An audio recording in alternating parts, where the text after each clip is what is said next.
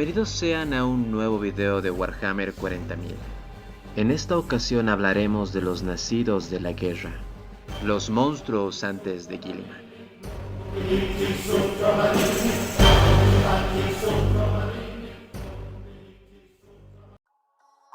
Somos la 13ª Legión, hijos de tiranos, guerreros, caníbales. Todo aquel que no se subleve ante el emperador será destrozado, humillado y destruido.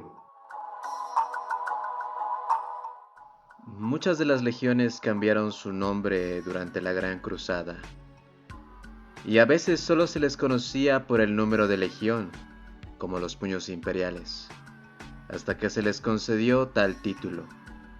Otros tenían nombres semioficiales o no oficiales, como la Guardia del Cuervo, que se llamaba a sí misma los Nóvadas Pálidos, o en este caso, la 13ª Legión, que antes de conocerse como los Ultramarines, se hacían llamar los nacidos de la guerra.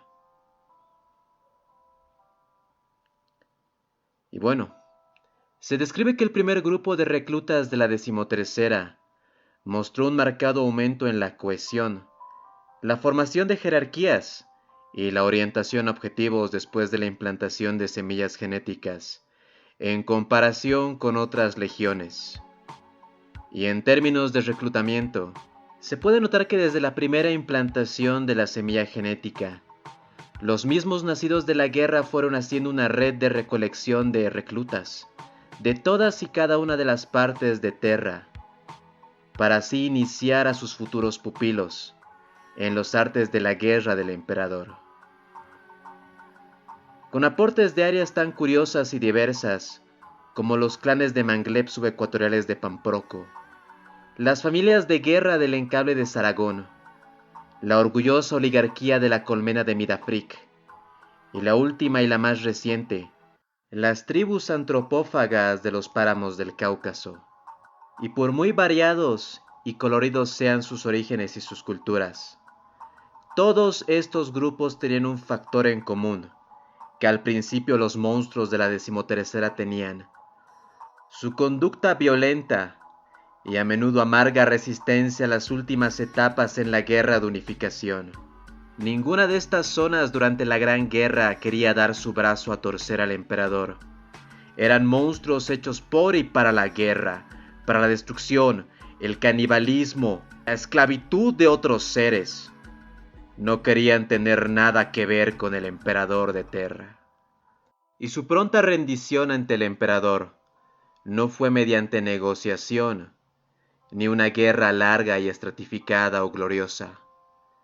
Fue una total aniquilación, una resistencia rota, en última instancia en cada caso. Y en algunas situaciones, poco quedaba de los refugiados internados y poblaciones huérfanas dejadas por los conflictos salvajes que habían sometido a estos pueblos, las guerras atómicas y, peor aún, la incursión de los guerreros trueno dejaron marcadas a estas civilizaciones antes mencionadas. Y fue esto lo que condujo al primer apodo informal con el que las fuerzas junto a los cuales sirvieron se conocerían como la 13ª, los nacidos de la guerra. Entonces se puede teorizar que los efectos psicológicos particulares de la semilla genética de la 13ª Legión pueden haber sido utilizados deliberadamente como arma final de la unificación, para eliminar la posible rebelión en Terra, y también para absorber aún más las fuerzas de las tribus salvajes de la vieja noche en el incipiente imperio. Todos aquellos monstruos de todas aquellas tribus serían domesticados y organizados. Monstruos con pensamiento y cohesión. Así pensaron ellos mismos. Quizás se puede inferir más evidencia de esto por el hecho de que no queda evidencia de que la 13ª Legión haya estado desplegándose activamente en la propia Terra, ya que su creación fue de las últimas, y la organización y jerarquización de la misma tomó un tiempo significativo. No pudieron concluir las últimas batallas de la Gran Guerra de Unificación, como así lo hicieron la Legión número 7 y 8. Pero a cambio de eso, participaron de la pacificación de Luna y la guerra de Setna en la parte final del sistema solar. Y de todo este extracto que podemos tomar, de las diferentes condiciones de reclutamiento, su comportamiento antes, durante y después de la implantación de su semilla genética, podemos tomar ciertos datos a nuestro favor y podemos inferir uno de los muchos y grandes planes del emperador durante la Gran Guerra de Unificación.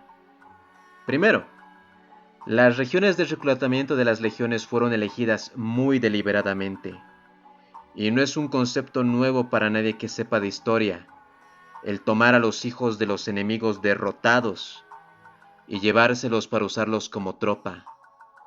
Y ha tenido cierto éxito históricamente este dato, y tiene sentido para el imperio. Segundo, agarrar a los monstruos más grandes de Terra y darles la semilla genética del primarca más organizado. Nos dice mucho del pensamiento del emperador. Volver a estas bestias en un instrumento para la aniquilación y la guerra organizada. Y lamentablemente no podemos decir lo mismo de los hijos de Angron, pero bueno. La semilla genética tuvo un impacto muy definitivo en el carácter de sus peleadores. Y tiene sentido, pero nunca lo había visto confirmado de manera tan explícita. Y podemos ver cómo realmente la semilla genética sí afecta a la psique.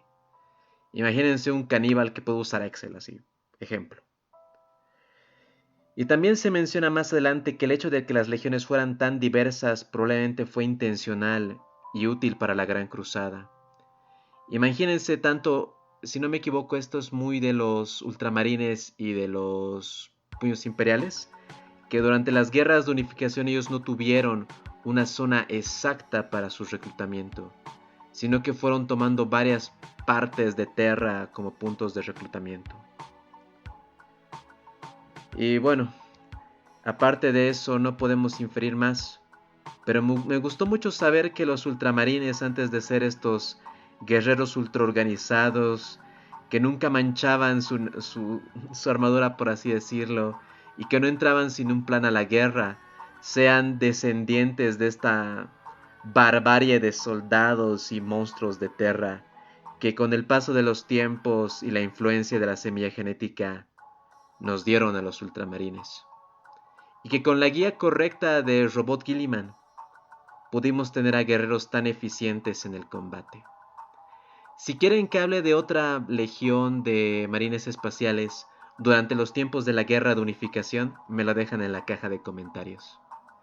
Muchas gracias. Este ha sido el pequeño cultista. El emperador protege.